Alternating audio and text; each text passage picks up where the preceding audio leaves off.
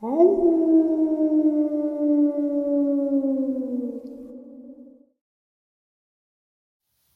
and salutations, everyone. I've got a quick bonus upload for you all before we get into it. A couple links.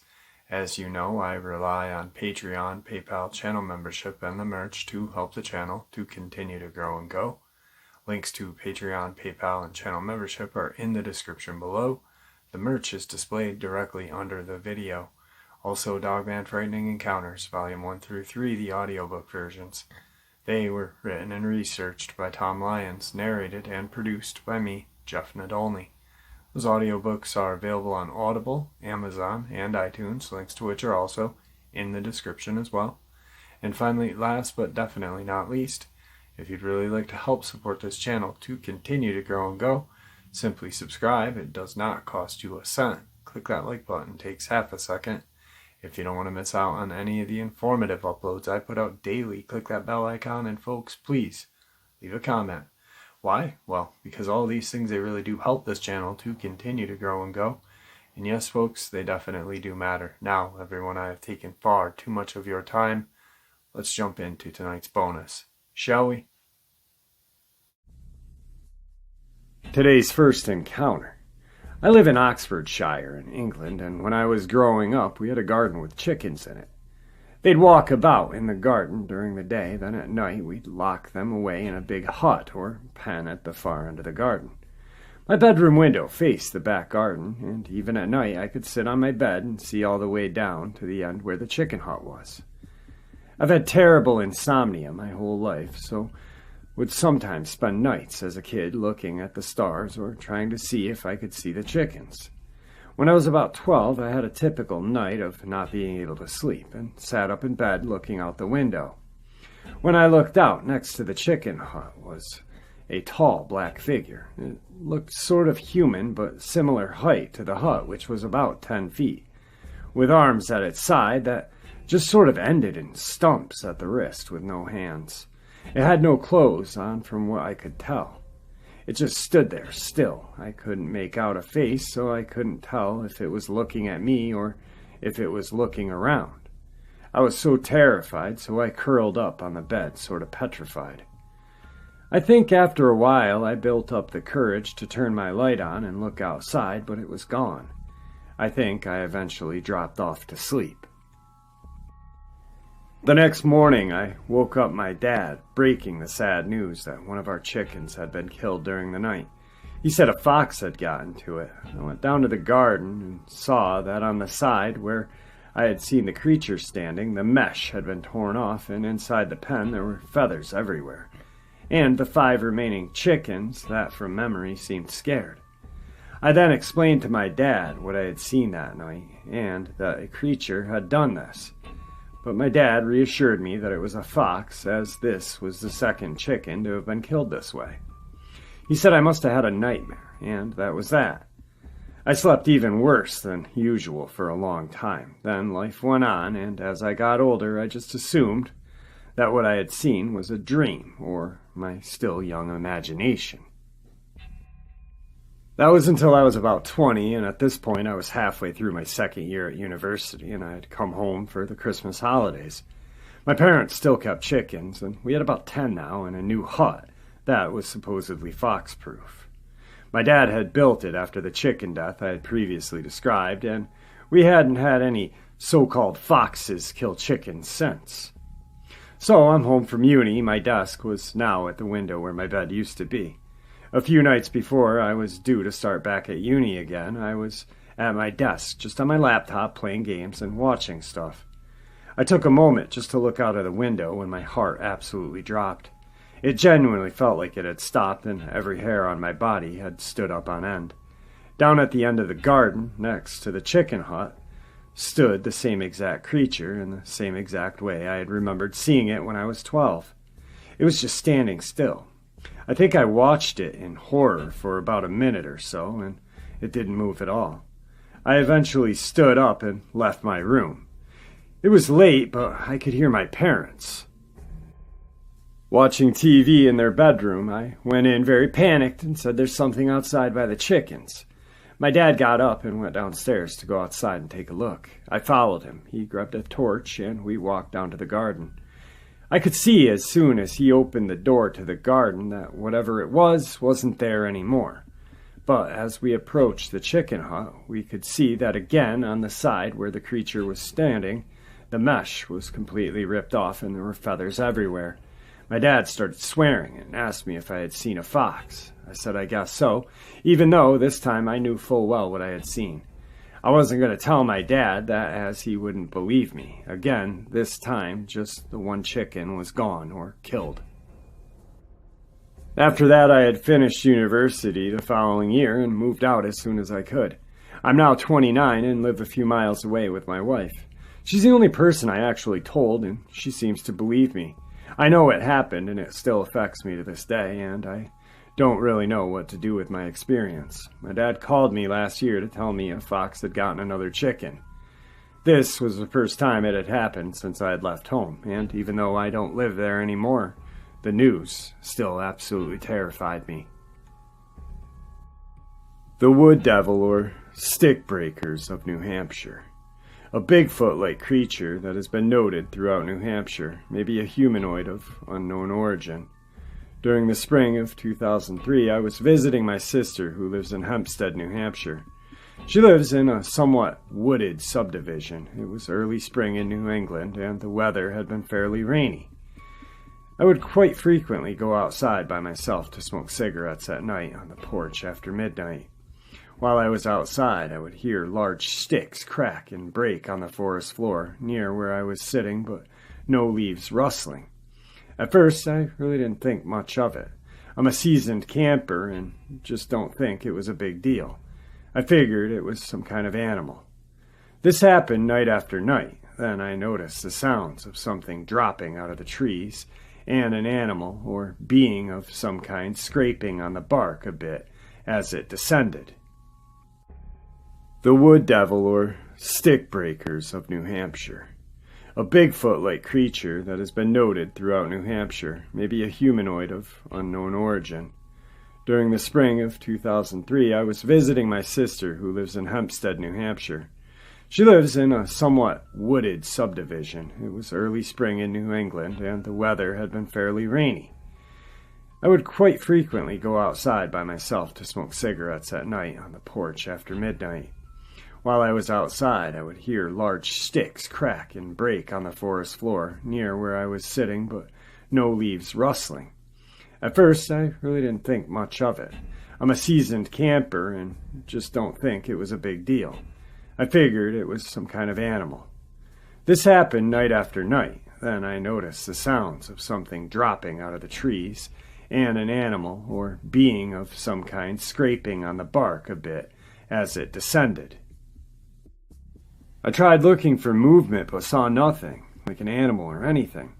The floodlights were on every time I was out there, and they were brightly shining. There was a streetlight at the end of a long paved driveway off in the distance. On subsequent nights, I took a flashlight and tried to shine whatever animal it might be, but with no avail. Even though everything was brightly lit, I saw nothing at all. I tried this night after night. The sounds were there every single night, without fail. I could hear them moving closer and closer to me the longer I was out there. During the day, I looked for tracks and marks on trees or other evidence, but turned up nothing. I picked up sticks and broke a few to see the size of the stick I was hearing, and ascertained the stick diameter was about an inch. I had my 11-year-old nephew go out into the woods and start jumping on sticks to see if he could break some, so I could check the way it sounds from where I was sitting, trying to judge the distance. He jumped on some, but because they were kind of moist, he could only break the smaller ones. He weighed only about 75-80 pounds.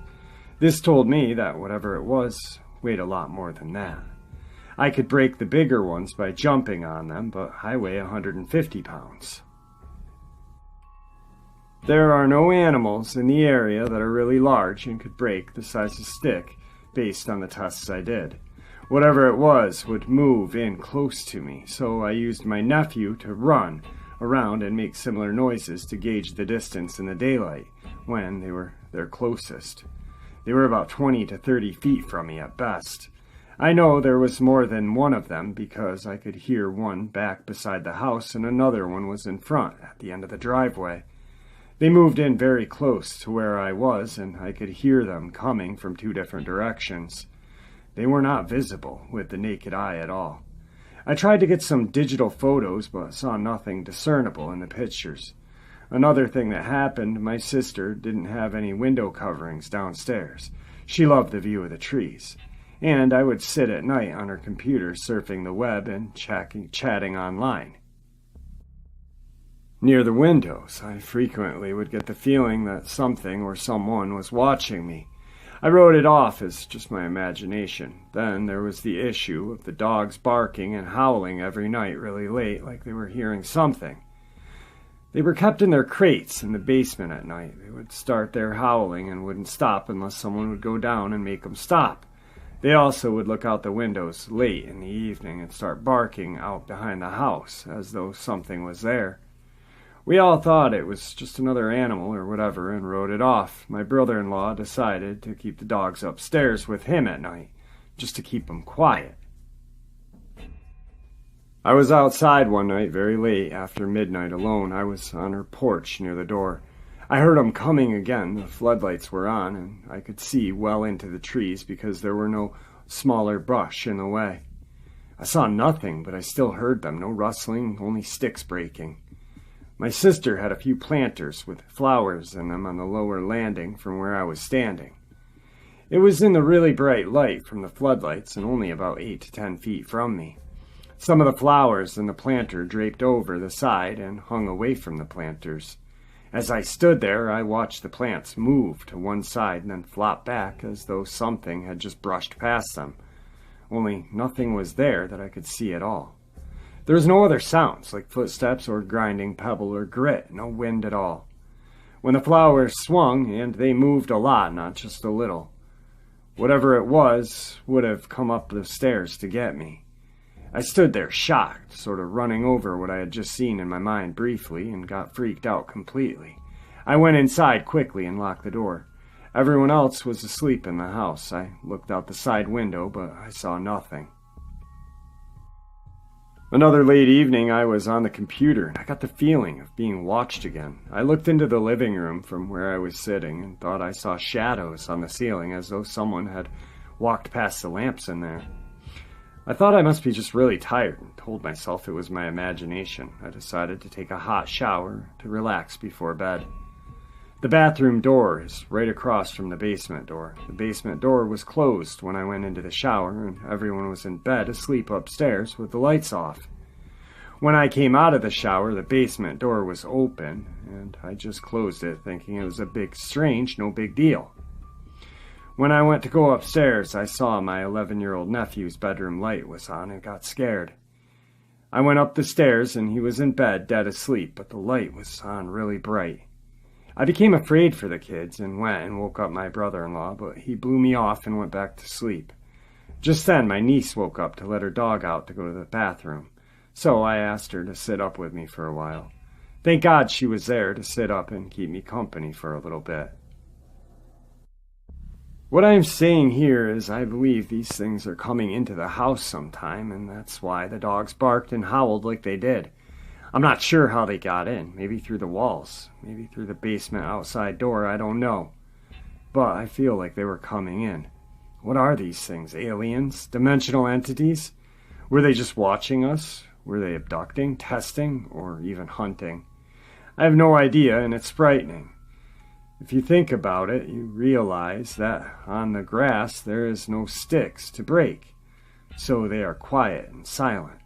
And they were right next to the house. How many other houses do they go into? The story goes on a little bit further. My sister later divorced and started dating again. Her new boyfriend and I were talking on the phone one evening recently, and the subject turned paranormal. I knew he was an avid New Hampshire hunter, so I asked him if he had ever heard anything like this. He said, yeah. He said that once, in November of 2003, he and 5 of his friends were out hunting on White Mountain one year, and all of them were, of course, armed. They had set up camp for the night and had made a fire. As they were all sitting around after midnight, getting settled for the evening, they started hearing the stick breakers, breaking sticks all around them, but not rustling leaves at all. They didn't see anything and couldn't figure out what it was. They did try to shine their flashlights and see what it was, but they couldn't see anything. All 5 got spooked and decided to turn in for the night, and when morning came, they decided to move their camp further up the mountain, closer to where they knew a larger group was set up. They all decided not to talk about it, the event, after that day, and they decided to never go back there either. I was so glad to hear that someone else had experienced the stick breakers. Now, at least, I know I'm not nuts. I know there are others out there who have had these similar experiences. I feel that this needs to be brought to the public's attention and put on record. Today's third and final part of the upload is something really interesting I stumbled across and wanted to share it with you guys. Mystery has a 10-foot creature darker than the night spotted roaming near Humberside Airport. A man claims the beast ran across the road near Humberside Airport. He claims he saw a 10-foot creature that was darker than the night run across the A18 near Humberside Airport. He's encouraged others to come forward with their spooky sightings. Lee Soloway, who runs the Realm of Supernatural podcast with co-host Fitchy McFitch, said they would be discussing some of the area's most infamous cases at the Research and Witness Convention, 2020 at Prince Quay Shopping Center. The convention will run between Friday, February 28th and Sunday, March 1st. Lee states they will be discussing the strange sightings from across the region, including Hall's infamous Old Stinker and other tales from across the region. We want to see if there's other witnesses who will come forward. He said the black mass about 10 feet tall had recently been seen crossing the A18 near Humberside Airport, first by an elderly couple and then by his co-host Fitchy. He thought it was a ghost at first. He could see it had a humanoid form, but it was darker than night and it just moved across the road.